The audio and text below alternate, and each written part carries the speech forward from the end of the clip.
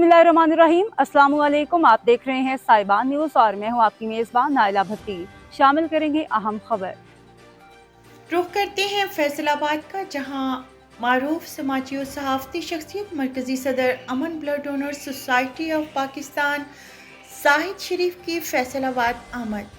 अपने वफ्द के हमरा deputy general secretary Pakistan muslim league Noon Saudi Arab Rana Tariq Mahmood Khan की अयादत की। राना तारिक महमूद खान ने आने वाले दोस्तों को अपनी रिहाइश पर खुशामदीद कहा। साहिद शरीफ ने राना तारिक महमूद खान को फूलों का गुलदस्ता पेश किया और सेहतयाबी की दुआ की। राना शरीफ ने मजीद कहा कि राना तारिक महमूद खान ने हमेशा इंसानियत की फलाह बहबूद के लिए काम किया है।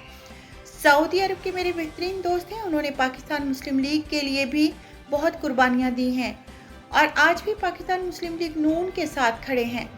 अयादत के लिए आने वाले वफ्द में मरकज़ी chairman Aman blood donor society Pakistan Samiullah Wattoo, Malik Naveed Wattoo, Saif Ali Saif, साबका जनरल सेक्रेटरी मरकज़ी प्रेस क्लब मानावाला मोहम्मद अदनान दानी शामिल थे।